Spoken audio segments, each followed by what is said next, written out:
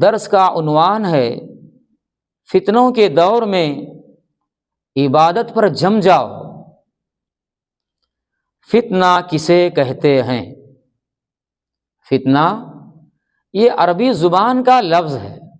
قیامت کے قریب فتنے عام ہو جائیں گے، اس لیے ہم مسلمان کو اس سے بچنے کی مکمل کوشش کرنا چاہیے، کیونکہ فتنوں کا زمانہ وہ ہوتا ہے جس میں حق و باطل کی تمیز مشکل ہو جائے گی، لوگ دین سے دور ہو جائیں گے، دین پر عمل کرنا گویا انگارے کو ہاتھ میں لینے کے برابر ہے۔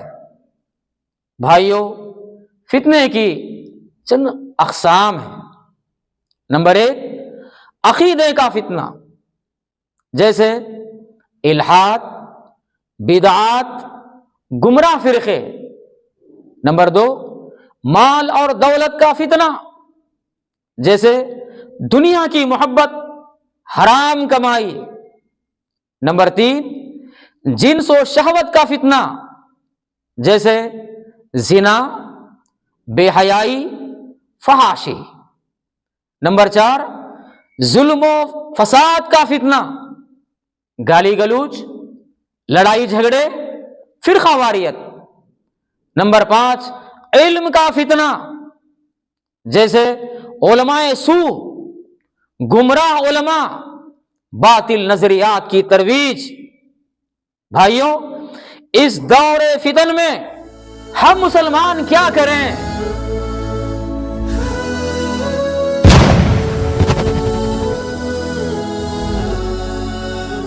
السلام علیکم ورحمۃ اللہ وبرکاتہ۔ الحمدللہ وحدہ والصلاة والسلام علی من لا نبی بعدہ، اما بعد، اعوذ باللہ من الشیطان الرجیم، بسم اللہ الرحمن الرحیم، واصبر علی ما اصابک ان ذلک من عزم الامور۔ الحمدللہ، آج بتاریخ 25 جون 2025 عیسوی مقام مسجد آمنہ علیم الدین ایک دینی پروگرام منعقد ہے، الحمدللہ علی ذالک۔ آج کے درس کا عنوان ہے فتنوں کے دور میں عبادت پر جم جاؤ۔ فتنہ کسے کہتے ہیں؟ فتنہ یہ عربی زبان کا لفظ ہے جس کے معنی آزمائش، امتحان، بگاڑ، گمراہی اور فساد کو فتنہ کہتے ہیں۔ قرآن و حدیث میں فتنے سے ڈرایا گیا ہے اور اس سے بچنے کے لیے ہمیں ہدایات بھی دی گئی ہے۔ قیامت کے قریب فتنے عام ہو جائیں گے، اس لیے ہم مسلمان کو اس سے بچنے کی مکمل کوشش کرنا چاہیے، کیونکہ فتنوں کا زمانہ وہ ہوتا ہے جس میں حق و باطل کی تمیز مشکل ہو جائے گی، لوگ دین سے دور ہو جائیں گے، دین پر عمل کرنا گویا انگارے کو ہاتھ میں لینے کے برابر ہے۔ بھائیو، فتنے کی چند اقسام ہیں۔ نمبر 1، عقیدے کا فتنہ، جیسے الحاد، بدعات، گمراہ فرقے۔ نمبر 2، مال اور دولت کا فتنہ، جیسے دنیا کی محبت، حرام کمائی۔ نمبر 3، جنس و شہوت کا فتنہ، جیسے زنا، بے حیائی، فحاشی۔ نمبر 4، ظلم و فساد کا فتنہ، گالی گلوچ، لڑائی جھگڑے، فرقہ واریت۔ نمبر 5 علم کا فتنہ، جیسے علماء سو، گمراہ علماء، باطل نظریات کی ترویج۔ بھائیوں، اس دور فتن میں ہم مسلمان کیا کریں؟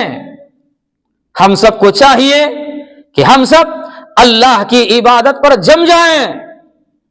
فتنوں کے دور میں ہم سب اللہ کی عبادت پر جم جائیں۔ قرآن کہتا ہے صبر اور تقوی اختیار کرو۔ اللہ نے کہا سورہ لقمان آیت نمبر 17، وَاصْبِرْ عَلَى مَا أَصَابَكَ إِنَّ ذَلِكَ مِنْ عَزْمِ الْأُمُورِ۔ جو مصیبت تجھ پر آئے اس پر صبر کر، بے شک یہ بڑی ہمت کے کاموں میں سے۔ قرآن کہتا ہے تقوی ہی نجات کا راستہ ہے۔ اللہ نے کہا وَمَن يَتَّقِ اللَّهَ يَجْعَل لَّهُ مَخْرَجًا، سورہ طلاق آیت نمبر 2۔ جو اللہ سے ڈرے اللہ اس کے لیے نجات کا راستہ پیدا کر دیتا ہے۔ بھائیوں، فتنوں کے دور میں ہم کیا کریں؟ اس سلسلے میں چند احادیث سماعت فرمائیں۔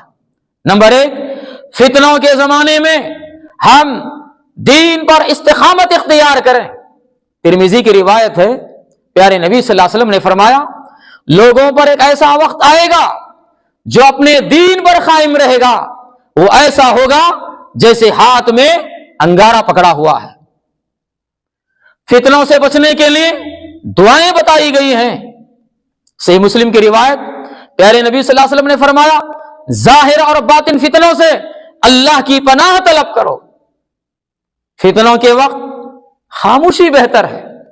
ابو داؤد کی روایت ہے، پیارے نبی صلی اللہ علیہ وسلم نے فرمایا فتنوں کے وقت اپنے گھر کو لازم پکڑو، زبان کو قابو میں رکھو، جو حق معلوم ہو جائے اسے اختیار کرو، جو غلط ہے اسے اپنے آپ کو بچاؤ، اپنی ذات کی فکر کرو، عوام کے جھگڑوں سے اپنے آپ کو بچاؤ۔ فتنوں کے دور میں ہم مسلمان کیا کریں؟ قرآن و سنت کو مضبوطی سے تھام لیں۔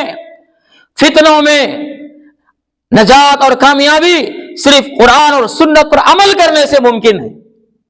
دوسری بات، اہل علم کی صحبت اختیار کریں۔ تیسری بات، زبان کو قابو میں رکھیں، کیونکہ فتنے کے وقت زبان کا غلط استعمال بہت نقصان دہ ہوتا ہے۔ اسی طرح کثرت سے توبہ اور استغفار کریں، امت کی اصلاح میں اپنا کردار ادا کریں، باطل کے ساتھ بے جا بحث نہ کریں۔ بھائیوں، صحابہ کرام رضی اللہ تعالی عنہم اجمعین اور سلف صالحین کی بھی ہمیں اس سلسلے میں چند مثالیں ملتی ہیں۔ پہلی مثال صحابی رسول حضرت حذیفہ رضی اللہ تعالی عنہ، آپ نے ان کا نام سنا ہے۔ حضرت حذیفہ رضی اللہ تعالی عنہ فتنوں کی معرفت کے ماہر تھے، نبی کریم صلی اللہ علیہ وسلم سے فتنوں کے بارے میں سوال کرتے اور امت کو آگاہ کرتے۔ دوسری مثال امام احمد بن حنبل رحمہ اللہ، جنہیں امام اہل السنہ والجماعہ کہا جاتا ہے، آپ فتنے کے زمانے میں حق بات پر قائم رہے۔ آپ حق بات پر قائم رہے، کوڑے کھا کر بھی حق کا ساتھ نہ چھوڑا۔ اللہ اکبر۔